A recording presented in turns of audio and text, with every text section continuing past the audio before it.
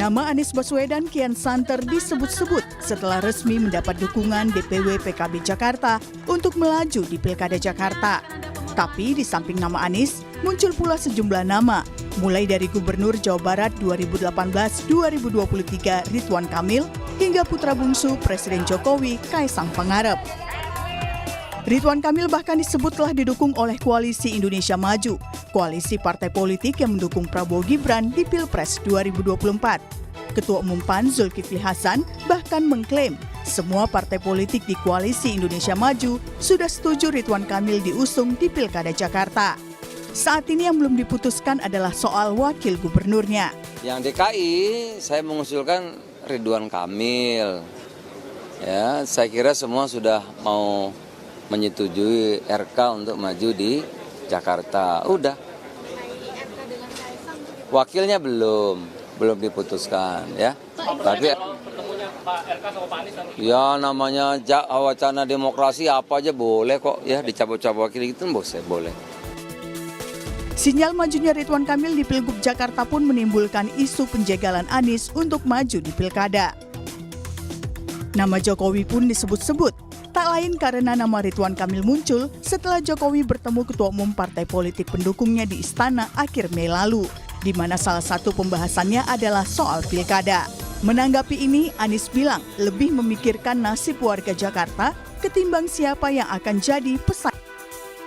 Ya, masa sih?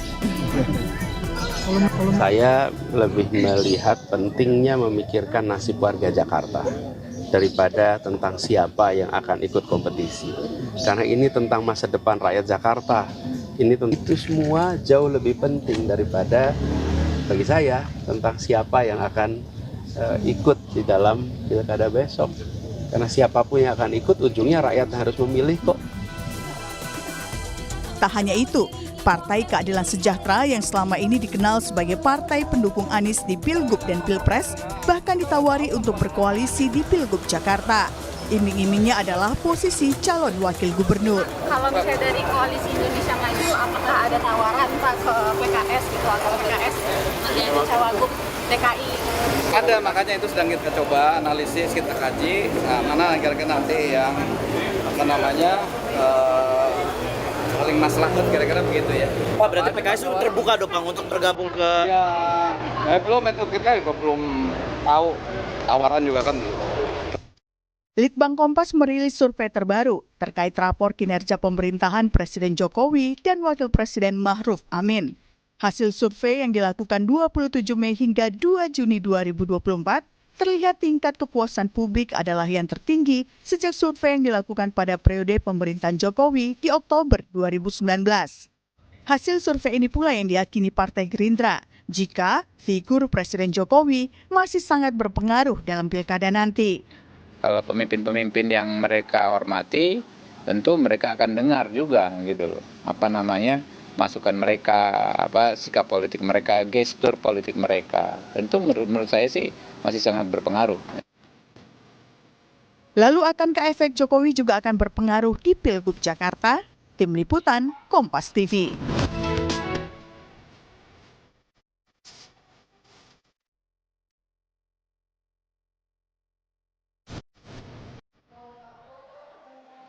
Saudara, nama Anies Baswedan kian santer disebut bakal maju di Pilkada Jakarta. Tapi di samping nama Anies muncul pula sejumlah nama, mulai dari Gubernur Jawa Barat 2018 hingga 2023 Ridwan Kamil yang kemudian didukung oleh Koalisi Indonesia Maju hingga putra bungsu dari Presiden Joko Widodo Kaisang Pangarep.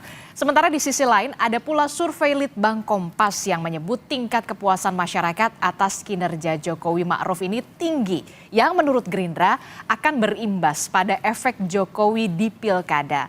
Lalu akankah calon yang akan didukung Jokowi ini bakal menjadi pesaing ketat Anies di Pilgub Jakarta? Kita akan membahasnya soal ini bersama dengan sejumlah narasumber. Sudah hadir ke studio, sudah ada juru bicara pemenangan Pilkada PDI Perjuangan, ada Mas Ciko Hakim. Selamat pagi, Assalamualaikum Mas Ciko. Waalaikumsalam, pagi. Ya, kemudian juga melalui sambungan Zoom ada Wakil Ketua Umum Partai Gerindra, ada Mas Habibur Rahman. Selamat pagi, Assalamualaikum Mas Habib. Mas Habib. Selamat pagi, Assalamualaikum. Sepertinya belum terdengar audionya, nanti kita akan sambungkan kembali. Kemudian ada juru bicara dari Partai Keadilan Halo, Sejahtera. Ya, selamat pagi Mas Habib. Nah, Assalamualaikum. nyambung ya? Nah, ini baru nih. Selamat pagi. Waalaikumsalam warahmatullahi wabarakatuh. Yo, teman-teman semua sehat ya. Sehat. Kemudian ada juru bicara dari Partai Keadilan Sejahtera, ada Kang Pipin Sopyan. Selamat pagi, Assalamualaikum Kang Pipin. Selamat pagi, sehat semua. Ya, kemudian terakhir ada pengamat politik dari Universitas Paramadina, ada Ahmad Hoirul Umam. Mas Umam, selamat pagi, Assalamualaikum. Waalaikumsalam, selamat pagi Mbak Disti. Ya, kita masih membahas soal Pilkada Jakarta ini, walaupun memang masih bulan November, tapi rasa-rasanya kok panasnya sampai sekarang tuh masih sudah terasa. Nah, saya ingin ke Kang Pipin dulu. Kang Pipin, ini jadi PKS bakal ambil nggak sih tawaran untuk berkoalisi dengan Koalisi Indonesia Maju untuk mengambil posisi calon wakil gubernur Jakarta, atau kemudian ada pertimbangan lain?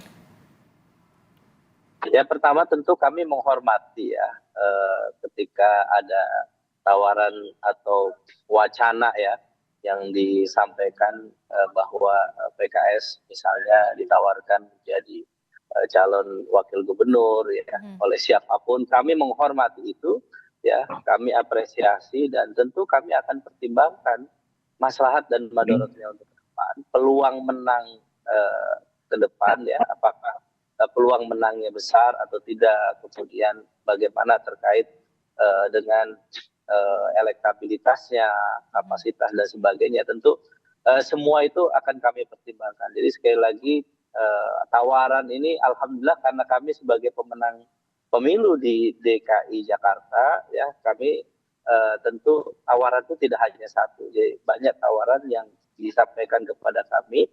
Dan tentu kami juga punya syarat-syarat atau kriteria yang kami ingin ke depan PKS karena sebagai pemenang. Ya harapannya kalau nggak gubernur ya wakil gubernur DKI itu dari kader PKS. Saya kira nanti dari situ kita akan lihat siapa mitra koalisi yang siap untuk mendukung salah satu kriteria yang diajukan oleh Partai Keadilan Sejahtera. Oke, berarti itu artinya sekarang tuh PKS tidak terlalu ngoyo untuk berbicara soal posisi cagup, tapi posisi nomor 2, cawagupnya paling tidak, begitu Kang Pipin? Ya, saya kira itu makanya nanti kan yang dilihat itu dalam pilkada itu adalah siapa sosoknya kan, siapa tokoh. Jadi yang paling penting itu ada dua hal ya kalau dalam pilkada itu. Satu ada tokohnya, yang kedua adalah mesin partai. Ada yang ketiga sebenarnya kesiapan logistiknya. Tapi dari kita akan melihat dari ketiga itu kan yang menjadi asbab ya untuk potensi menang yang lebih besar adalah tiga hal itu. Makanya yang pertama dan yang kedua menjadi prioritas bagi PKS, tokohnya siapa, elektabilitas tinggi atau tidak. Okay. Nah, kami memang menyediakan mesin partai yang siap di Jakarta karena kami sebagai pemenang, kader anggota PKS termasuk besar di Jakarta. Tentu kesempatan ini akan kami gunakan sebaik-baiknya untuk memenangkan kembali Pilkada Jakarta yang 2017 sempat kami dengan Gerindra berkoalisi untuk memenangkan Anies Sandi. Maka di 2024 ini kami belum final memutuskan siapa calon gubernur dan calon wakil gubernurnya, karena meskipun dari bawah sudah ada usulan dari DPW DKI Jakarta, tetapi sekali lagi DPP PKS belum memutuskan. Kami akan mengambil keputusan yang terbaik ya setelah membangun komunikasi yang intens dengan calon-calon mitra koalisi kami ke depan. Oke, baik. Sepertinya Partai Keadilan Sejahtera tidak mau kehilangan kesempatan lagi seperti tahun-tahun sebelumnya di Pilkada Jakarta, begitu ya Kang Pipin. Kang Pipin, ini kan sempat menjadi heboh ya ketika Presiden PKS Ahmad Syahiku ini mengatakan ada tawaran dari Koalisi Indonesia Maju. Nah, ini yang jadi penasaran kita semua. Sebenarnya siapa sih awalnya yang menawari PKS untuk posisi ini? Karena Partai Gerindra menyatakan, Mas Habibur Rahman, Gerindra nggak ada tuh nawarin. Jadi bagi kami sekali lagi bahwa tawaran itu ada, tapi tentu kami tidak bisa mengatakan bahwa ini resmi atau tidak resmi.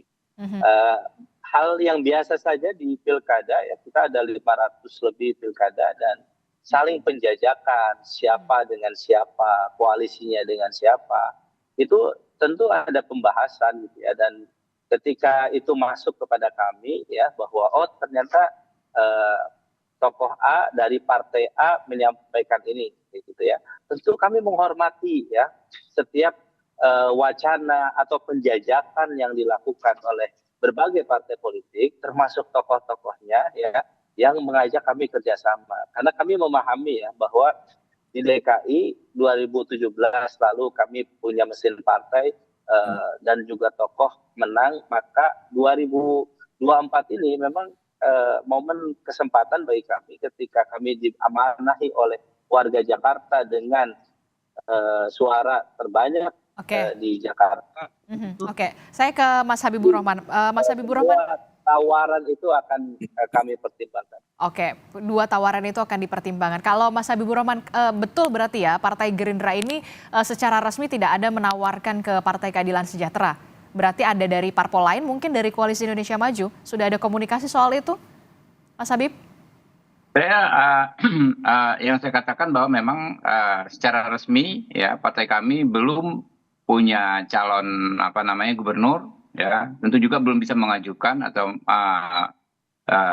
calon wakil gubernurnya lagi ya, tentu belum. Jadi secara resmi belum, karena kan ini proses terus berjalan. Apakah partai lain sudah punya calon resmi atau belum, kami juga nggak monitor satu demi satu ya teman-teman di Koalisi Indonesia Maju.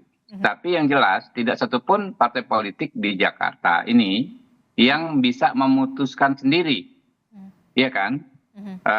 Karena kan harus koalisi. Karena itu menurut saya sekarang ini prosesnya memang saling penjajakan satu sama lain, ya.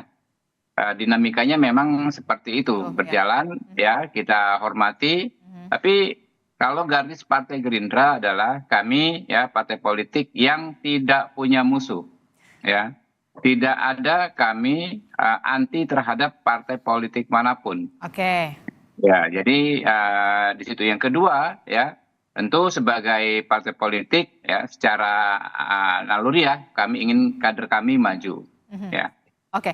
Prioritas kedua, kalau kader kami tidak bisa maju, mungkin kader partai yang kemarin berkoalisi mendukung ketua umum kami jadi presiden ya, Koalisi Indonesia Maju. Yang ketiga, kalau toh memang nggak bisa, misalnya kader kami tidak bisa, kader partai politik rekan Koalisi Indonesia Maju tidak bisa, kami juga nggak ada masalah, misalnya mendukung kader-kader partai lain ya. Dan hasil pemilu ya di DKI ataupun di seluruh daerah yang lain, tentu kami mengikuti proses demokrasi ya. Kita tidak ada yang patok misalnya daerah ini harus menang dan lain sebagainya. Dengan segala hormat sebenarnya di antara partai-partai saat ini yang cukup mewah itu kami kan, karena kami sudah punya presiden gitu loh. Jadi santai saja kami mengikuti dalam tanda kutip alur permainan ini ya. Yang penting terbaik untuk rakyat ya, yang terbaik, paslon yang terbaik untuk rakyat bisa kita dapatkan ya, lalu berkontestasi dengan baik. Pemilu Pilgub Jakarta dilaksanakan dengan baik.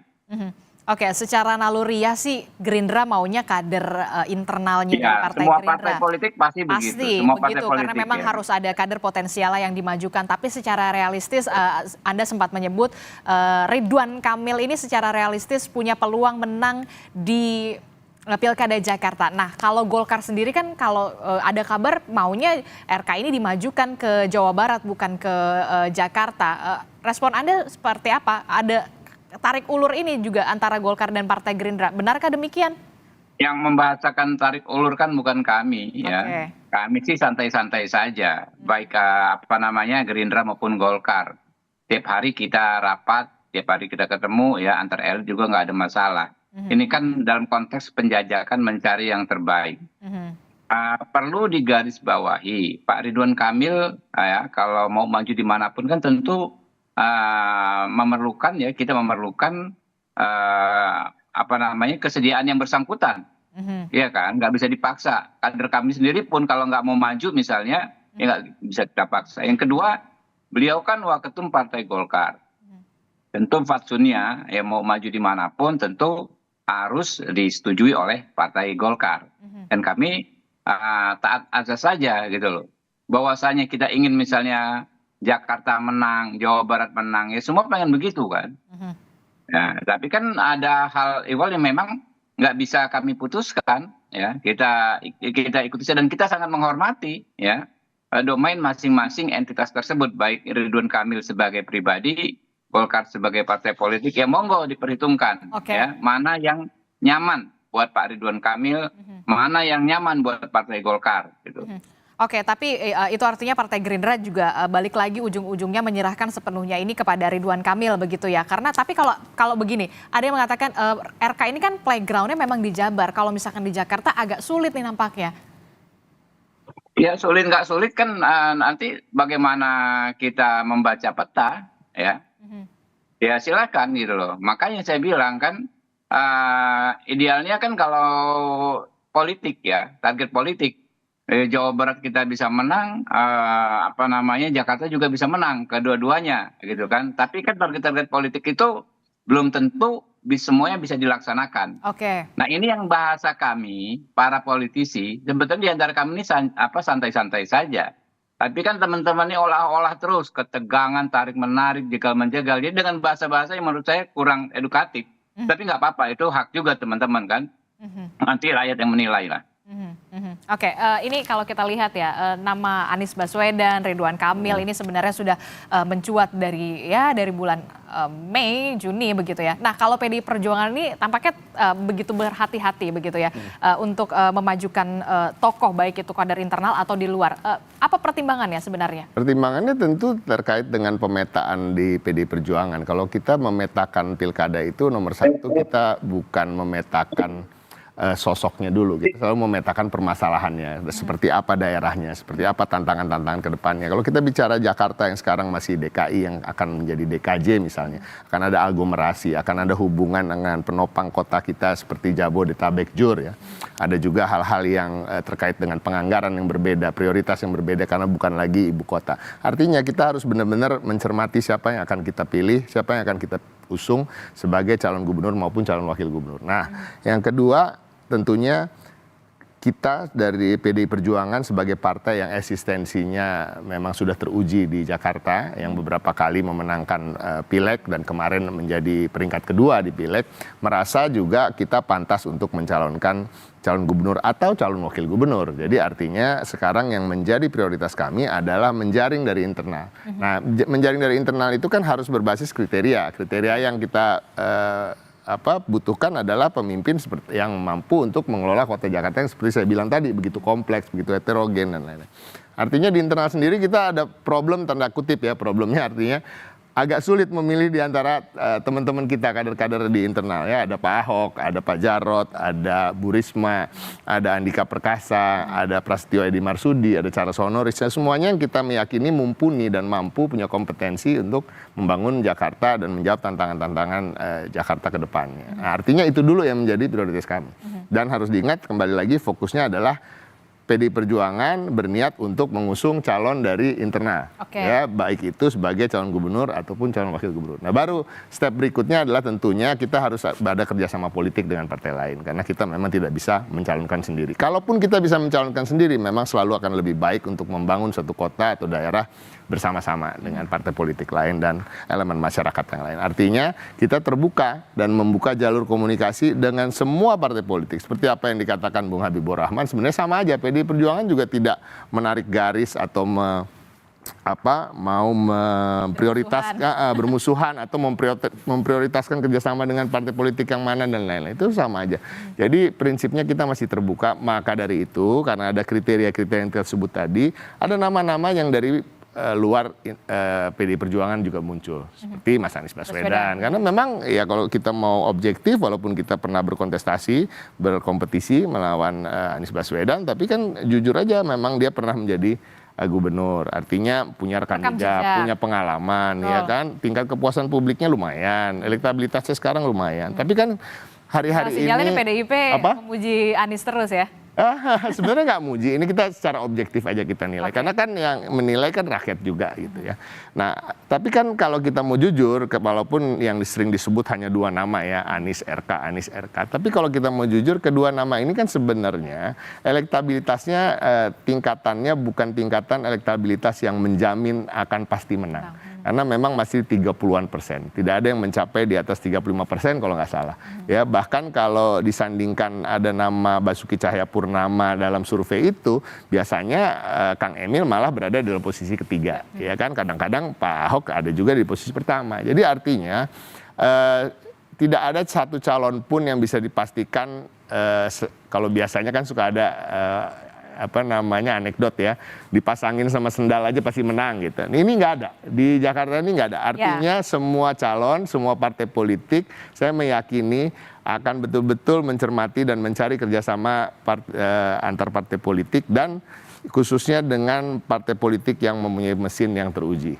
Ya, yang mesinnya itu sudah teruji di Jakarta, ya kita bisa bilang PDI Perjuangan dan mungkin Partai Keadilan Sejahtera. Oke, nah ini kalau berbicara soal PDI Perjuangan dan Partai Keadilan Sejahtera, sejauh ini memang sudah ada komunikasi atau memang masih deadlock soal cawagupnya begitu? PKS mau jadi cawagub, PDIP juga mau jadi cawagub. Komunikasi semua kita jalankan, tentunya senior-senior saya di PDI Perjuangan, baik itu yang di parlemen maupun di DPP, tentunya sudah membuka jalur komunikasi, baik itu formal maupun informal, termasuk dengan Partai Keadilan Sejahtera pastinya.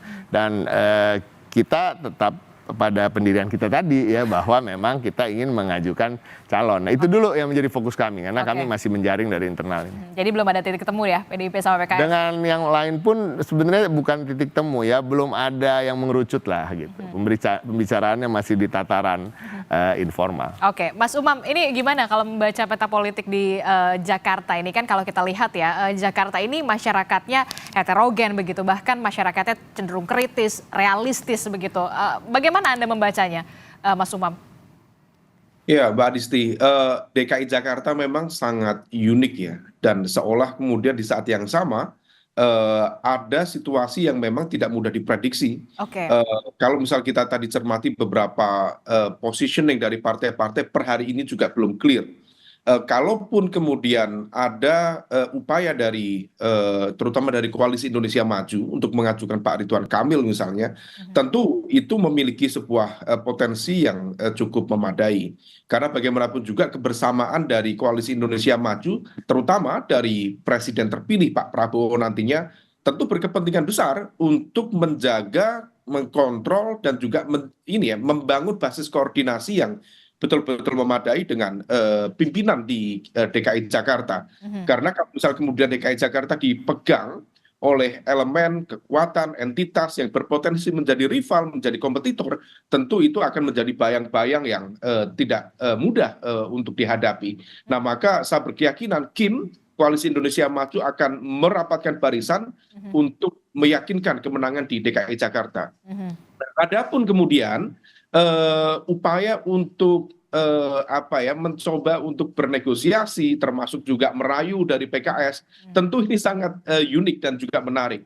Karena bagaimanapun juga PKS memang per hari ini memiliki tingkat kepercayaan yang sangat tinggi di DKI Jakarta. Pasca reformasi, sejak berdirinya PKS, akhirnya PKS berhasil menjadi pemenang pileg di level Jakarta.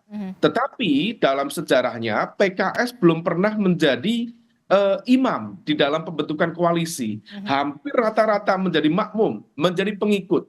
Nah, ini menjadi ujian kredibilitas dan juga aspek kepemimpinan ya, leadership di dalam konteks pembentukan koalisi. Karena bagaimanapun juga, karena tadi disebutkan tidak ada partai politik yang memiliki golden ticket untuk mengajukan, maka mau tidak mau harus bernegosiasi, berkompromi dengan partai lain untuk mengajukan sebuah nama. Kalau PKS selama ini memiliki aspek kedekatan misalnya dengan Mas Anies, yang menjadi tantangan adalah who gets what, siapa mendapatkan apa, rumus dasar dalam koalisi itu. Nah, problem atau tantangannya, Mas Anies sendiri per hari ini bukan menjadi salah satu entitas atau representasi dari partai politik. Maka di posisi dalam konteks negosiasi inilah yang tidak mudah. Kalau misal PKS ingin mengajukan Mas Anies, apakah PKS bisa mendapatkan posisi cawagup? Kalau misal kemudian PKS mendapatkan posisi cawagup, bagaimana dengan partai lain? Akan mendapatkan apa? Sama pertanyaan dengan PDIP. PDIP kalau misal kemudian tadi ya disampaikan Bang Ciko, ini sangat luar biasa. Dalam sebuah perjalanan panjang dengan konfrontasi yang luar biasa, kita dengar beberapa hari ini PDIP sanjung menyanjung terus ini dengan Mas Anies. Tadi Mbak Adisti meng-highlight itu. Dan ini fenomena politik yang cukup unik ini. Nah, kalau misal kemudian bisa terjadi peleburan, tentu sangat promising. Karena PKS memiliki 18 kursi, PDIP memiliki 15 kursi, syukur-syukur partai-partai politik dari koalisi perubahan tetap istiqomah memberikan dukungan kepada mantan capresnya. Ini kalau misal dihitung ditambah kemudian PKB dengan 11 kursi, kemudian Nasdem dengan 10 kursi, maka akan cukup menjanjikan angka yang sangat signifikan. Nah, problemnya ini di atas kertas seolah oke, tetapi dalam konteks kalkulasi kepentingan ada situasi yang tidak mudah, termasuk dengan PDIP tadi sendiri. Kalau misal PDIP kemudian melebur menjadi satu, di level elit barangkali ya. Tetapi kalau misal kemudian berada di sana, ini bisa dalam konteks tertentu, bisa berpotensi menjadi political suicide atau politik bunuh diri. Karena bagaimanapun juga basis pemilih loyal PDIP yang selama ini dibangun pride-nya, dibangun militansinya, seringkali dihadapkan pada situasi yang mencoba untuk menarik garis terkait dengan konteks isu Islamisme, konteks isu politik identitas, dan lain sebagainya. Nah, ini yang kemudian akan terus bergerak, tetapi terlepas dari itu, saya yakin 1 bulan ke depan akan selesai, dan kita cermati perkembangannya, Mbak Adisti. Akankah sesignifikan itu 1 bulan ke depan? Kalau kita melihat kan ya PKS ini bisa dikatakan lagi di atas angin begitu ya, karena memang Partai Keadilan Sejahtera ini merupakan partai yang kemudian punya suara tertinggi di Jakarta. Apakah ini PKS ini benar-benar akan menjadi bandul tersendiri, baik itu nanti untuk ke PDIP ataupun kemudian bahkan ada upaya menggoda dalam tanda kutip dari Koalisi Indonesia Maju? Anda melihatnya bagaimana? Ya, itu sudah menjadi rumus besar ya, karena bagaimanapun juga PKS memiliki kekuatan yang cukup signifikan.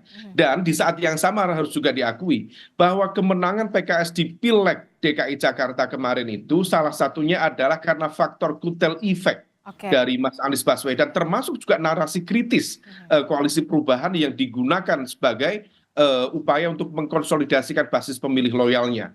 Nah, ini yang kemudian menjadi tantangan. Apakah kemudian PKS konsisten, istiqomah untuk memberikan dukungan yang sama kepada entitas, dalam konteks ini Mas Anies, yang kemarin memberikan kutel efek memadai kepada peningkatan jumlah suara PKS di Jakarta, atau tidak?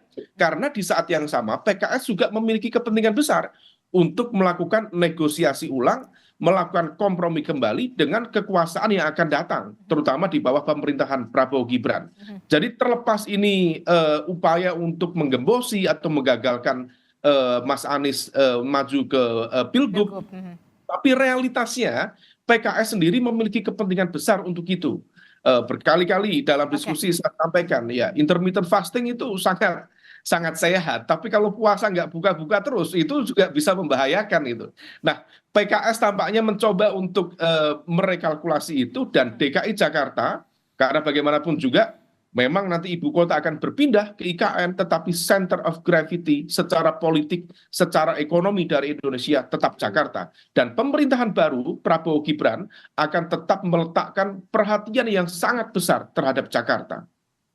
Intermittent fasting memang menyehatkan, tapi kalau nggak buka-buka juga nanti lama-lama bisa sakit begitu ya, istilah yang kemudian menarik sekali Mas Umam. Mas Umam, tadi Anda menyebutkan soal bagaimana Partai Keadilan Sejahtera mendapatkan raihan tertinggi karena memang ada total efek dari nama Anies Baswedan. Lalu bagaimana dengan Presiden Joko Widodo yang kemudian disebutkan oleh Mas Habibur Rahman juga yakin bahwa tingkat kepuasan kinerja Jokowi ini berpengaruh terhadap pilkada? Jangan dijawab dulu Mas Habib, tetaplah bersama kami di Sapa Indonesia Pagi, usai jeda.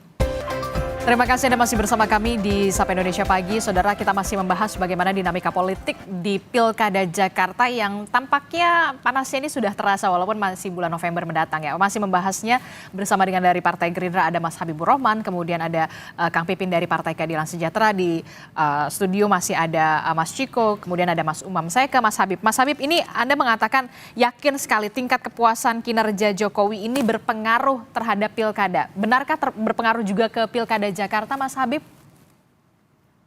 Ya pasti ya. Orang kan pengaruh itu kan bisa ikut membantu calon yang nanti didukung. Misalnya saja jangankan seorang presiden ya, yang tingkat kepuasan masyarakat tinggi atas kinerjanya, influencer saja itu bisa mempengaruhi pemilih. Kan kita tahu di tiap pilkada misalnya ada yang didukung oleh influencer tertentu, didukung tokoh-tokoh olahraga, didukung tokoh-tokoh masyarakat. Ya karena memang masyarakat kita itu kan masih mendengar dan melihat ya apa yang dikerjakan oleh elit, kalau menurut dia bagus, yang dipraktekkan, kesesuaian antara perkataan dengan ucapan, lalu mereka puas, maka jangankan sikap politik, gestur politik tokoh tersebut bisa berpengaruh. Oke, kalau kita tadi melihat bagaimana Litbang Kompas kemudian melakukan survei begitu pemerintahan dari Presiden Joko Widodo dan juga Ma'ruf Amin ini, tingkat kepuasannya masih tinggi, cukup tinggi, bahkan saya bisa mengatakan 75,6%. Anda juga yakin ini juga akan berpengaruhkah di Pilkada Jakarta dengan masyarakat yang realistis dan juga heterogen? Ya, saya paham ya, masyarakat Jakarta, justru masyarakat Jakarta itu kan masyarakat yang sangat rasional, dan survei itu adalah produk dari kerja-kerja yang rasional ya, karena kan Litbang Kompas tentu memotretnya dari sudut pandang yang komprehensif, dari bentuk metodologinya tentu profesional, bentuk-bentuk pertanyaannya juga tentu kredibel ya, tidak digiring ke sana kemari ya, sehingga ini survei yang sangat amat bisa dipercaya, survei Litbang Kompas. Nah, hal seperti ini ya, survei yang kredibel seperti ini menurut saya akan menjadi acuan bagi masyarakat rasional seperti di Jakarta. Oke, Mas Habib, nama Ridwan Kamil yang kita tahu juga cukup dekat di lingkaran Presiden Joko Widodo. Jika memang nantinya Presiden Joko Widodo juga akan mendukung dari Ridwan Kamil jika memang akan maju di Pilgub Jakarta, Anda yakin realistis RK ini yang bakal menang di Jakarta? Ya tentu untuk menang ya tidak bergantung kepada gestur politik misalnya dari Pak Presiden Jokowi, banyak faktor ya. Itu mah buat start awal saja, misalnya endorse dari siapapun kan buat start awal, kembali kepada calonnya, nah, kepada sosoknya seperti apa. Nanti kan masyarakat akan melihat sosok tersebut. Jadi start awal sudah bagus, misalnya kalau Pak Ridwan Kamil, tinggal berikutnya dalam masa kampanye bagaimana Pak Ridwan Kamil dan timnya apabila memang benar-benar maju bisa meyakinkan masyarakat ya. Agar bisa memilih beliau. Oke, Mas Ciko, Anda sepakat dengan kalau memang tingkat kepuasan publik terhadap pemerintahan Jokowi Ma'ruf Amin ini masih tinggi, ini akan berpengaruh juga di Pilkada Jakarta? Saya rasa sedikit banyak pasti ada pengaruhnya. Semua yang mengendorse siapapun yang mendukung siapa, ketika seseorang itu masih mempunyai basis dukungan, saya rasa itu akan menjadi pengaruh ya. Tapi saya rasa pengaruhnya tidak akan begitu besar. Karena kenapa nggak begitu besar?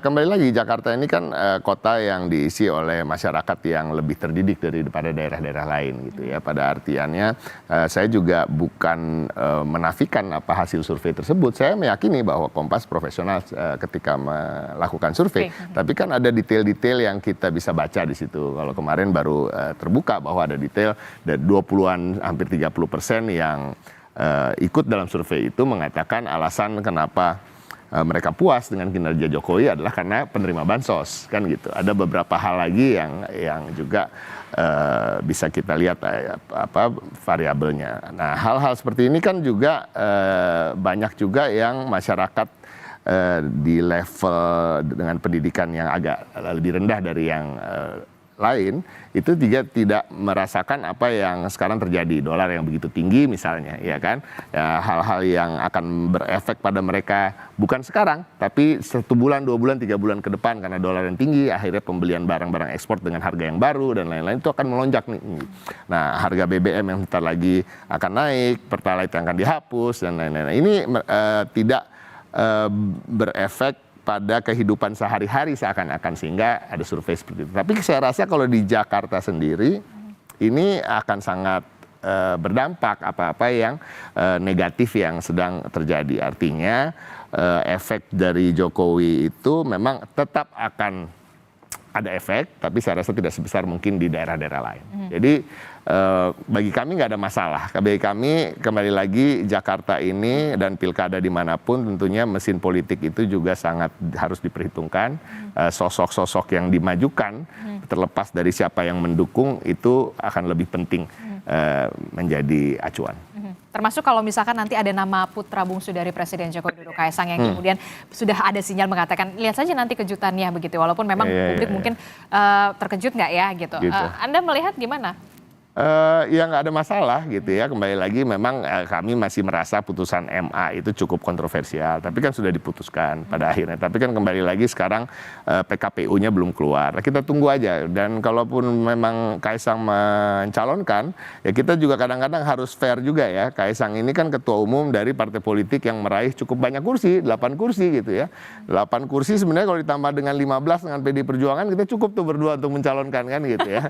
Tapi kan pertanyaannya mungkin nggak itu dong yang jadi pertanyaan. Yang menjadi kurang mungkin kan sebenarnya terlepas dari yang dikira-kira Madisti kan pasti mikirnya karena alasan-alasan yang X gitu ya. Tapi sebenarnya kan alasannya tadi yang kita sebut kriteria pemimpin di Jakarta. Mungkin Kaisang belum memenuhi persyaratan itu ya kan, karena belum punya pengalaman yang cukup untuk memimpin. Artinya kita akan lebih mencari. Bukan karena ada ayahnya di belakang. Itu mungkin alasan sekunder lah ya.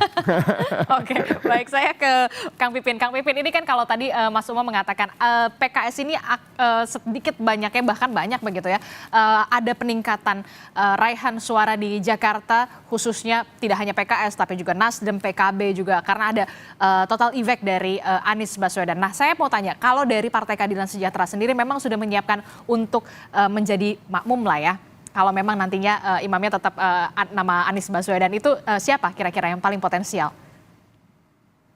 Ya, banyak nama-nama ya, Pak kader PKS, ya, para senior PKS yang saat ini punya kapasitas untuk memimpin ya. Katakanlah misalnya salah satunya Pak Muhammad Sohibul Iman, ya, mantan Presiden PKS, terus kemudian ada juga yang saat ini sebagai Wakil Ketua Majelis Syuro PKS dan saat ini sebagai anggota Dewan terpilih di 2024 ini. Ada juga nama Pak Mardani, Pak Khoirudin, ya, dan nama-nama lain yang masih kami pertimbangkan untuk nanti apakah menjadi calon gubernur dan calon wakil gubernur. Ya, tanpa harus kami jumawa, ya kami tetap ingin berkomunikasi dengan semua partai ya untuk mencari formula koalisi ya, dan juga sosok tokoh yang kira-kira bisa menyelesaikan persoalan DKI, punya capacity to win dan capacity to govern, kemampuan untuk menangnya cukup besar dan kemampuan untuk menyelesaikan persoalan yang ada di DKI-nya juga cukup besar. Kedua hal inilah selalu yang kami pertimbangkan di DKI, dan memang kami tidak akan tergopoh-gopoh, tergesa-gesa untuk memutuskan siapa calon gubernur dan calon wakil gubernur di DKI Jakarta. Sekali lagi kami akan berhitung secara presisi ya ke depan siapa calon gubernur dan calon wakil gubernur beserta siapa yang akan menjadi mitra koalisi. Sekali lagi kami masih membuka peluang untuk koalisi baik dengan PDIP, Gerindra, Nasdem, PKB, ya, PAN dan semua partai termasuk Golkar ya. Kami perhitungkan dan kami sangat mengapresiasi ajakan-ajakan untuk komunikasi, dan tentu ini resiprokal, kami saling membutuhkan untuk komunikasi itu sehingga kita punya keyakinan yang utuh siapa calon yang kita akan dukung dan berpotensi menang. Oke. Termasuk juga memang tadi Anda menyebutkan kalkulasinya, hitung-hitungan politiknya ini memang benar-benar harus presisi begitu, siapa dapat apa. Kalau saya nggak dapat di sini, berapa dapat yang di wilayah lain begitu ya. Kalau PKS sendiri, kalau memang nanti ada pengaruh dari Presiden Joko Widodo yang mendukung salah satu paslon ini di Pilkada Jakarta, taruhlah misalkan putranya Kaisang Pangarep nanti akan bersanding dengan RK. Adakah peluang kemudian oke deh PKS sama PDIP aja deh gitu koalisi? Ya sekali lagi kami akan melihat dari sisi kriteria ya. Apakah memang sosok-sosok yang ditawarkan itu punya kemungkinan untuk menangnya besar, kemampuan menangnya, elektabilitas, popularitasnya besar. Karena dengan waktu hanya 160 hari ke depan tentu kita akan berhitung ya. Bahwa calon yang kita harus usung memang yang peluang menangnya besar. Dan yang kedua adalah apakah calon yang kita dukung mampu tidak menyelesaikan persoalan yang dihadapi oleh warga Jakarta. Kemacetan sampai saat ini masih terjadi, kemudian persoalan banjir juga masih terjadi, dan persoalan ketimpangan juga terjadi. Kita butuh ke depan memang pemimpin yang fokus ya untuk membangun Jakarta ini, tidak hanya menjadikan Jakarta sebagai batu loncatan. Nah itu juga menjadi pertimbangan bagi kami ya, bahwa ke depan kita berharap bahwa gubernur dan wakil gubernur ini tidak menjadikan Jakarta sebagai batu loncatan. Emang ada yang untuk sebagai batu loncatan saja menurut PKS selama ini? Fenomena dulu ya, Pak Jokowi juga menjadikan ini sebagai batu loncatan ya. Terus kemudian ya yang lain juga. Pak Anies juga kan dulunya gubernur terus jadi capres. Pasti jadi stepping stone lah kalau misalkan Jakarta itu. Iya, kami tentu harus membuat dealing ya dengan siapapun calon gubernur, calon wakil gubernur yang akan diusung oleh Jakarta. Jangan sampai warga Jakarta menjadi korban dari kepentingan elit-elit partai politik sehingga persoalan di Jakarta tidak selesai-selesai. Jadi ini salah satu perhatian PKS di situ. Jadi kami tidak mau amanah yang diberikan oleh warga Jakarta kepada Partai Keadilan Sejahtera ini kemudian hanya sekedar untuk menaikkan refresh dari konsentrasi dari lokal ke pusat. Jadi sekali lagi kami menghormati itu dan kami pikirkan betul ya, kami siapapun yang mengajak komunikasi, kami hargai, kami apresiasi, dan kami masih terbuka untuk berkomunikasi. Oke, kita nggak tahu nih singgungannya untuk siapa nih stepping stone ini, batu loncatan ini begitu ya dari Jakarta ke RI1. Oke, Mas Umam, menarik sekali PKS tidak mau kemudian tokoh yang kemudian dimajukan nanti jadi batu loncatan. Padahal kan kita tahu memang sebut saja nama Jokowi, Anies Baswedan ini kan memang Jakarta itu menjadikan tolak ukur nanti untuk ke RI1 begitu ya. Nah, Anda melihat jika memang nantinya peta politiknya akan seperti apa, termasuk juga memang kalau nanti putra bungsu dari Presiden Joko Widodo betul akan maju sebagai cawagup katakanlah dari RK, apa yang nanti akan kalkulasi PKS dan juga PDIP? Ya, saya agak tergelitik dengan statement dari Kang Pipin ya. Dan kalau misal memang statement dari Kang Pipin tadi itu merepresentasikan DPP PKS dalam konteks sikap politiknya, maka sebenarnya itu mempertebal apa yang disampaikan oleh Presiden PKS beberapa waktu lalu, bahwa sepertinya tidak akan memberikan dukungan kepada Pak Anies. Dan ini akan menjadi political warning yang harus diantisipasi ya oleh lingkaran Mas Anies, bagaimana kemudian membentuk 20% threshold sebagai persyaratan maju di Pilgub. Nah, yang terpenting adalah bagaimana kemudian seorang cagup, termasuk nanti cawagup, betul-betul bisa memetakan. Karena yang menentukan memang tadi elektabilitas, approval rate atau tingkat kepuasan publik Pak Jokowi misalnya itu cukup tinggi. Dalam konteks tertentu, ya itu akan memberikan dampak. Memang signifikansinya mengalami up and down, apalagi ini sudah mengalami proses fase akhir dari pemerintahan. Tetapi kalau misal kemudian dukungan itu bisa ditunjukkan secara clear, secara vulgar, terlebih kemudian nanti the newly elected president juga memberikan dukungan, maka ini akan mempertebal kekuatan-kekuatan yang lain yang sangat berpengaruh. Mulai dari ketokohan, kemudian jaringan partai, jaringan non-partai, kemudian logistik, kemudian jaringan relawan, dan lain sebagainya. Nah, ini yang kemudian harus dihitung betul. Karena tadi disampaikan juga masyarakat DKI Jakarta ini agak unik. dan keunikan dari masyarakat Jakarta dengan kritisismenya, literasinya yang lebih baik itu menghadirkan ada semacam kutukan petahana. Hampir tidak ada petahana yang bertahan di DKI Jakarta.